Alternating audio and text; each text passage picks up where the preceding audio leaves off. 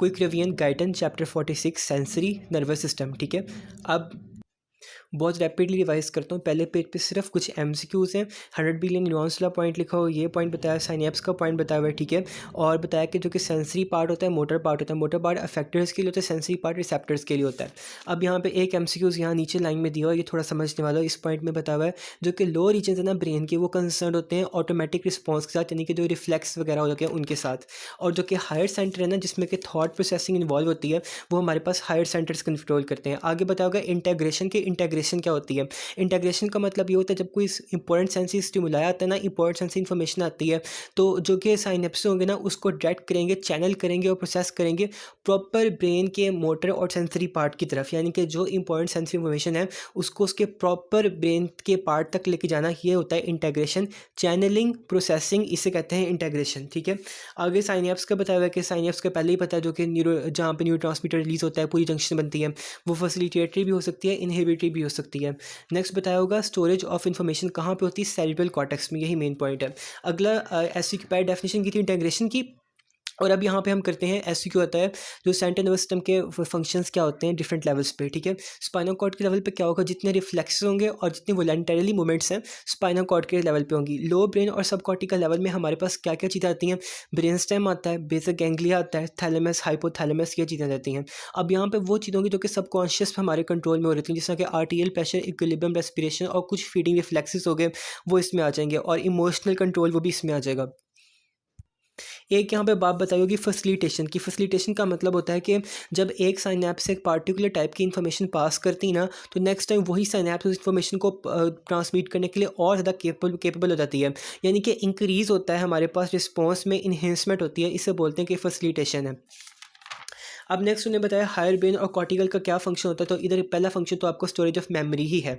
दूसरा ये होता है कि अगर ये नहीं होगा तो बाकी जो लोड सेंटर्स वगैरह होते हैं वो इतना इफेक्टिवली काम नहीं कर पाते। लेकिन एक पॉइंट यहाँ एमसीक्यू सर्वाइवा के लिए बहुत इंपॉर्टेंट है कि जो कि लोअर ब्रेन सेंटर है वही मेन चीज़ होती है थॉट वेकफुलनेस को इनिशिएट करने के लिए सेरिब्रल कॉर्टेक्स में। लोअर ब्रेन सेंटर होता है वो हमारे पास इनिशिएट करता है वेकफुलनेस को इन द सेरिब्रल कॉर्टेक्स में। ठीक है, ये बात आप लोगों की इंपॉर्टेंट है। नेक्स्ट ऐसी क्यों आता है? वो आता है हमारे पास type of synapse, chemical, electrical. Mostly type of synapse कौन सी होती हैं? These are the chemical synapse, ये ऐसी एमसीक्यूज है। उसके बाद इनका डिफरेंस आता है। केमिकल साइनेप्स वो होते हैं जिनमें न्यूरोट्रांसमीटर मॉलिक्यूल रिलीज होता है। इलेक्ट्रिकल वो होते हैं जिनमें आयन चैनल और गैप जंक्शन होते हैं। जो इलेक्ट्रिकल होते हैं बाई डायरेक्शनल होते हैं, दो डायरेक्शन से जा रहा होता है, और जो कि हमारे पास केमिकल होते हैं वो हमारे पास यूनी डायरेक्शनल होते हैं। ठीक हो गया, ये बताया मैंने यहाँ पे बस। नेक्स्ट आपको बताया होगा physiological anatomy of synapse, just read है, इसमें कॉन्सेप्ट ही है कि प्री स्नैप्टिक क्या होता है, पोस्ट स्नैप्टिक क्या होता है, स्नैप्टिक लेफ्ट क्या होता है, फर्स्ट ईयर वाला सारा। ठीक है, इतना इसमें से नहीं पूछा जाता। नेक्स्ट पे आते हैं तो हमारे पास आता है transmitter action on the post synaptic neuron, और जो कि कैल्शियम का रोल क्या होता है? कैल्शियम का रोल ये होता है जब हमारे पास एक्शन पोटेंशियल प्री स्नैप्टिक टर्मिनल पे आता है तो वो वहाँ से हमारे पास ना वहाँ पे वोल्टेज गेटेड कैल्शियम चैनल को ओपन करता है। यानी कि अब जो कि प्री स्नैप्टिक टर्मिनल था उसमें कैल्शियम आ गया, कैल्शियम बाइट करता है रिलीज साइट्स के साथ। ठीक है, कैल्शियम बाइंड करता है रिलीज साइट प्रोटीन होते हैं, उनसे बाइंड करा के न्यूरोट्रांसमीटर वेसिकल को क्लेफ्ट में रिलीज कराने का रोल अदा करता है। यानी कि कैल्शियम जो कि है वो न्यूरोट्रांसमीटर वेसिकल को प्री स्नैप्टिक टर्मिनल से निकालने में इंपॉर्टेंट रोल करता है। रोल ऑफ कैल्शियम के बाद आगे रिसेप्टर प्रोटीन जो कि होती हैं, उनके दो तरह के रिसेप्टर्स होते हैं, आइनोटोपिक रिसेप्टर और मेटाबोटोपिक रिसेप्टर। क्या होते हैं? आइनोटोपिक रिसेप्टर वो जो रेगुलेट होते हैं वो आयन की गेटिंग के साथ। ठीक है, आयन को गेट आयन चैनल्स के साथ होंगे, और मेटाबोटोपिक रिसेप्टर वो जो कि स्कैंडी मेस्टियर सिस्टम के साथ बिल्कुल एक दूसरे के ऑपोजिट। आगे था आयन चैनल्स। क्या होते हैं? आयन चैनल्स दो तरह के होते हैं, एनायन चैनल्स और केटायन चैनल्स। एनायन चैनल्स वो होंगे जो कि अलाउ करते हैं नेगेटिव चार्जेस को पास करने में, और केटायन चैनल जो कि अलाउ करते हैं पॉजिटिव चार्जेस को पास करने में।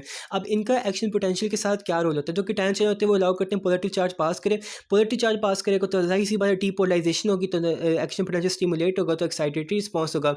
और अगर एनायन होगा, चैनल ओपन होगा, नेगेटिव चार्ज होंगे तो वो हाइपर पोलराइजेशन करेंगे, एक्शन पोटेंशियल को इनहिबिट करेंगे, तो ये इनहिबिटरी रिस्पॉन्स हो गया। यहाँ पे दो रिस्पॉन्स हैं, इनके बारे में यही बस बताया हुआ है, और इतना ही बस इनको समराइज करना है। और जो न्यूरोट्रांसमीटर मॉलिक्यूल एक्साइटेटरी रिस्पॉन्स देंगे एक्साइटेटरी होंगे, जो इनहिबिटरी रिस्पॉन्स देंगे इनहिबिटरी होंगे। एनायन चैनल वाले इनहिबिटरी होंगे, कैटायन चैनल वाले होंगे हमारे पास एक्साइटेटरी। ठीक है, आगे बताया कि जी प्रोटीन सेकंड सिस्टम क्या होता है जो पोस्ट नेविक टर्मिनल के साथ होता है। ये जो डायग्राम एक्सप्लेन है दिस इज द बेस्ट। ठीक है, पहले उन्हें बताया इनएक्टिव स्टेट होती है, तो जो कि जी प्रोटीन कम्प्लेक्स होता है उसके GDP अटैच होता है। यहाँ पे आके न्यूरोट्रांसमीटर मालिक्यूल या हार्मोन जब अटैच होता है तो जो कि हमारे पास जी प्रोटीन है ना वो एक्टिव होता है। GDP होगा, GTP में चेंज हो जाएगा, अल्फा सब यूनिट सेपरेट होगा और वो क्या कर सकता है, वो मैनी मेम्ब्रेन के एंजाइम्स होते हैं उनको एक्टिवेट कर देगा, जिस तरह कि एडिनाइल साइक्लेस एक एंजाइम है, या आयन चैनल्स को रेगुलेट कर सकता है, या फिर हमारे पास ट्रांसक्रिप्शन करके काफ़ी ज़्यादा प्रोटीन्स को बना सकता है, या फिर जो कि सेल की मेटाबॉलिज्म है उसको अफेक्ट करता है, ATP को साइक्लिक AMP साइक्लिक GMP में चेंज कर सकता है। यही बात है जो पूरे इस पेज में और आगे वाले पेज में समझाई हुई है। इनहिबिशन और एक्साइटेशन, वही जो चैनल्स वाला पॉइंट है ना, वही एक्साइटेशन कब होगी, सोडियम सेल के अंदर जाएगा, पोटेशियम सेल के अंदर ही रहेगा और बाहर नहीं आ पाएगा, और क्लोराइड होगा वो सेल के अंदर ना आ पाए तो इससे एक्साइटेशन होगी। इन्हीं 3 पॉइंट्स को अपोजिट कर दोगे तो वो इनहिबिशन बनी हुई है। नेक्स्ट आता है न्यूरोट्रांसमीटर और न्यूरोपेप्टाइड क्या होते हैं। स्मॉल मॉलिक्यूल न्यूरोट्रांसमीटर, ठीक है, रैपिड होंगे न्यूरोट्रांसमीटर, दोनों इसके ऑपोजिट होंगे न्यूरोपेप्टाइड। जो कि न्यूरोट्रांसमीटर होते हैं ये लेस पोटेंट होते हैं, शॉर्ट टर्म होते हैं, और न्यूरोपेप्टाइड होते हैं वो हमारे पास काफ़ी ज़्यादा हाई पोटेंट होते हैं और वो हमारे पास लॉन्ग टर्म होते हैं, ठीक है। न्यूरोट्रांसमीटर मॉलिक्यूल्स वो होते हैं जो कि हमारे पास रिलीज होते हैं सिनेप्टिक जंक्शंस पे, और जो न्यूरोपेप्टाइड होते हैं ना ये सिंथेसाइज होते हैं राइबोसोम्स के थ्रू, जो न्यूरॉनल सेल बॉडी होती है वहाँ पे, ठीक है। ये होते हैं, they are synthesised as the integral part of large protein molecule by ribosomes and neuronal cell body. और बाकी इन दोनों का डिफरेंस जो मैंने आपको मार्क करवा दिया है। अब यहाँ पे कुछ न्यूरोट्रांसमीटर्स की जिक्र किया हुआ है, उनमें कुछ MCQs पूछते हैं। पहला MCQs तो ये आ जा सकते हैं, जितने न्यूरोट्रांसमीटर दिए हुए हैं ना इनमें से एक्साइटेटरी सिर्फ एक है, उसका नाम होता है ग्लूटामेट। ग्लूटामेट न्यूरोट्रांसमीटर ब्रेन का होता है और ये एक्साइटेटरी होता है, ठीक हो गया, एक्साइटेटरी न्यूरोट्रांसमीटर ऑफ ब्रेन। अगला होता है कि प्राइमरी इनहिबिटरी कौन सा होता है। प्राइमरी इनहिबिटरी आपके पास होता है गाबा। ऑलवेज इनहिबिटरी कौन सा होता है, ग्लाइसिन। पोस्टनेटल लाइफ में एक्साइटेटरी कौन सा होता है, गाबा। गाबा होता है प्राइमरी इनहिबिटरी, गाबा अडल्ट्स में। और जब पोस्टनेटल लाइफ होती है ना, यानी कि जब बच्चे की पोस्टनेटल लाइफ थोड़ी सी चली होती है, उसमें ये हमारे पास एक्साइटेटरी भी होता है। बाकी जितने भी न्यूरोट्रांसमीटर होते हैं वो इनहिबिटरी और एक्साइटेटरी दोनों रोल अदा करते हैं, लेकिन डोमिनेंटली इनहिबिटरी होते हैं। ये आप लोगों ने यहाँ से पॉइंट पिकअप कर लिया। एक यहाँ पे वाइवा क्वेश्चन आता है कि जो कि निट्रिक ऑक्साइड होता है वो डिफरेंट क्यों होता है बाकियों से। निट्रिक ऑक्साइड बाकियों से डिफरेंट इसलिए 2 रीज़न से होता है। एक तो ये कि वो हमारे पास प्री सिंथेसाइज नहीं होता, वो सिंथेसाइज तभी होता है जब हमें उसकी ज़रूरत होती है। और दूसरा ये कि वो वेसिकुलर पैकेट्स में रिलीज़ होता है, वो वेसिकुलर पैकेट में रिलीज उसका ये बताया हुआ कि वो सिंथेसाइज होता है almost instantly needed and diffuse out of pre-synaptic terminal over period of second rather than being release in vesicular packet. वो वेसिकुलर पैकेट में रिलीज नहीं होता बल्कि वो ना डिफ्यूजन होती है, क्योंकि वो गैसेस होता है ना तो वो डिफ्यूज़ करेगा, ठीक है। ये बताया हुआ है इसके बारे में। आगे आप लोगों को इस वाले पैराग्राफ से पेज से ये पता होना चाहिए जो कि हमारे पास नॉर्मल पोटेंशियल होता है साइनेप्स का, वो होता है -65 मिली वोल्ट पे, ठीक है।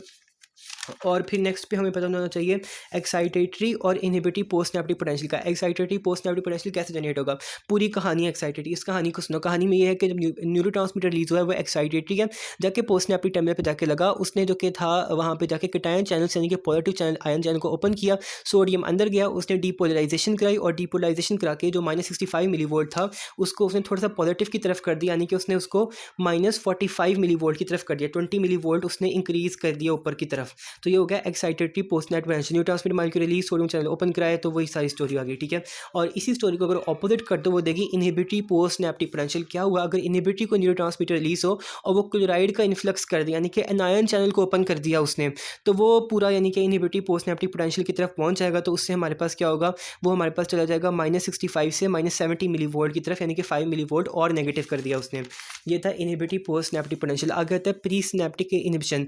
पहले हमने जो टॉपिक्स पढ़े वो दोनों किस लिए थे, पोस्ट सिनेप्टिक के लिए था। अब ये प्री सिनेप्टिक की बात करें, प्री सिनेप्टिक ये पूरा नर्व टर्मिनल होता है ना। अब यहाँ पे अगर उस पूरे प्री सिनेप्टिक नर्व टर्मिनल के बाहर कोई अगर इनहिबिटरी न्यूरोट्रांसमीटर मॉलिक्यूल का इफेक्ट आ जाना, जिस तरह कि वो गाबा हो सकता है, तो उस केस में उसे कहते हैं कि वो प्री सिनेप्टिक इनहिबिशन कर देगा, यानी कि क्लोराइड का इन्फ्लक्स कर देगा प्री सिनेप्टिक टर्मिनल के अंदर। तो उससे आगे वो तो कोई न्यूरोट्रांसमीटर मॉलिक्यूल को रिलीज नहीं कर पाएगा, क्योंकि उधर तो एक्शन पोटेंशियल ही नहीं आ पाएगा। तो ये होता है प्री सिनेप्टिक इनहिबिशन, ठीक है। आगे स्पैटियल समेशन और टेम्पोरल समेशन। स्पैटियल और टेम्पोरल समेशन, इन दोनों का डिफरेंस जो होता है वो हमेशा आता है। जो स्पैटियल समेशन है ये लिंक करती है हमारे पास पोस्ट सिनेप्टिक पोटेंशियल के साथ, ठीक है। जो कि हमारे पास अगर हम सारे पोस्ट सिनेप्टिक पोटेंशियल को ऐड करें ना, और ऐड ऐसे करें कि जो कि पोस्ट सिनेप्टिक मेम्ब्रेन पे टर्मिनल्स हैं उनको एक्टिवेट कर दें। पोस्ट सिनेप्टिक पोटेंशियल्स को ऐड करना है और पोस्ट सिनेप्टिक मेम्ब्रेन के तमाम टर्मिनल्स को एक्टिव करके, तो इसे बोलेंगे कि वो स्पैटियल समेशन है। समेशन का मतलब ऐड करना, स्पैटियल का मतलब, स्पैटियल समेशन में किसको देख रहे हैं, पोस्ट सिनेप्टिक पोटेंशियल को तमाम जो कि टर्मिनल्स हैं उनको एक्टिवेट करके पोस्ट सिनेप्टिक मेम्ब्रेन पे देख रहे हैं, उसे बोलते हैं पोस्ट सिनेप्टिक स्पैटियल समेशन, ठीक है। और जो कि स्पैटियल समेशन है उसमें जो सिग्नल स्ट्रेंथ है डायरेक्ट रिलेशन में आती है नंबर ऑफ नर्व फाइबर के, ठीक है। ये 2 पॉइंट्स हो गए इसके। और नेक्स्ट 2 पॉइंट देखते हैं टेम्पोरल के। जो टेम्पोरल सबमिशन होगी वो ऑपोजिट होती है इसके टोटली। ये होगी हमारे पास प्री स्नैप्टिक डिस्चार्ज की, ठीक है। वो पोस्ट स्नैप्टिक पोटेंशियल प्री स्नैप्टिक डिस्चार्ज है। अगर एक साइनैप्स से हमारे पास डिस्चार्ज हो रहा है सक्सेसिवली, और अगर वो रैपिडली हो और उसको हम बार बार ऐड कर दें, एक प्री स्नैप्टिक टर्मिनल से हमारे पास सक्सेसिव डिस्चार्ज हो रहा है और उसको हम समेट कर लें, ऐड कर लें, तो उसको बोलेंगे हम कि वो हमारे पास टेम्पोरल समेशन है। और इसमें सिग्नल स्ट्रेंथ डायरेक्ट रिलेशन में आती है नंबर ऑफ इम्पल्सेस के, ठीक हो गया। आगे फैसिलिटेशन ऑफ न्यूरॉन, वही कॉन्सेप्ट है कि अगर एक साइनेप्स से हमारे पास एक पार्टिकुलर टाइप ऑफ इंफॉर्मेशन गुजरती है तो नेक्स्ट टाइम वो उसको ट्रांसमिट करने के लिए और ज़्यादा कैपेबल हो जाता है, तो इसको बोलते हैं कि फैसिलिटेशन है, ठीक है। और बाकी सब यहाँ से रीड ही है, कोई इतना खास नहीं है। लेकिन एक पॉइंट है डेक्रीमेंटल कंडक्शन का, ये आप लोगों का एमसीक्यू है। डेक्रीमेंटल कंडक्शन ये होती है जो हमारे पास डेंड्राइट्स होते हैं ना, यहाँ पे दिखाया भी होगा नीचे, ये डेंड्राइट्स लंबे लंबे से आगे जा रहे होते हैं to away from the cell body, ठीक है। अब जो डेंड्राइट्स होते हैं ना, उनमें काफ़ी ज़्यादा लीकी चैनल्स होते हैं सोडियम के लिए और पोटेशियम के लिए। यानी कि जब एक्शन पोटेंशियल डेंड्राइट्स के थ्रू पर ट्रैवल करेगा ना, तो काफ़ी ज़्यादा अपना एक्शन पोटेंशियल का शेयर होगा वो उन लीकी चैनल्स के थ्रू लॉस कर देगा। यानी कि सेल बॉडी में आने से पहले पहले ही डेंड्राइट्स के अलॉन्ग लीकी चैनल्स की वजह से काफ़ी एक्शन पोटेंशियल लॉस हो जाता है। तो इस लॉस ऑफ एक्शन पोटेंशियल को बोलते हैं कि ये डेक्रीमेंटल कंडक्शन है।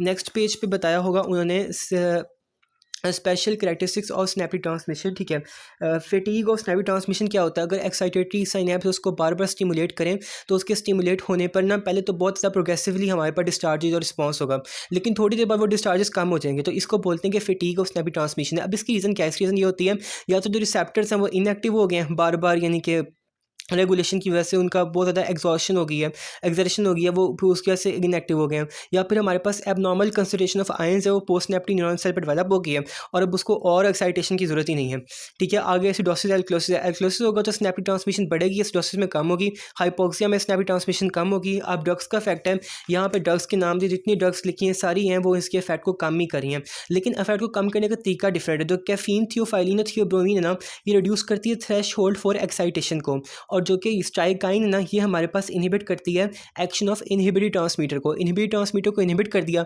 तो ये भी है, ये हमारे पास उनके एक्शन को, यानी कि तो ओवरऑल जो हमारे पास ड्रग्स हैं स्नैपिक ट्रांसमिशन को इनहेंस करने वाली हैं। जितनी ड्रग्स मेंशन की हुई ना, कैफीन थियोफाइलिन थियोब्रोमीन और स्ट्राइकाइन, ये हमारे पास स्नैपिक ट्रांसमिशन को इंक्रीज़ कर रही हैं और इनके इंक्रीज़ करने का तरीका मुख्तलिफ है। ये तो रिड्यूस करेगी थ्रेश होल्ड को, ठीक है, तीनों। और जो कि आखिरी वाली स्ट्राइकिन का यहाँ बताया वो हमारे पास इनहिबिटरी ट्रांसमीटर के इफेक्ट को ख़त्म कर देती है, ठीक है। आगे बताया एनेस्थीसिया होगा तो वो भी करेगा, डिक्रीज़ करेगा स्नैपिक ट्रांसमिशन को। स्नैपिक डिले इसकी दूसरी कैरेक्टरिस्टिक है, जो प्री स्नैप्टिक टर्मिनल से पोस्ट स्नैपिक टर्मिनल में जाने का टाइम लगता है उसको बोलते हैं स्नैपिक डिले।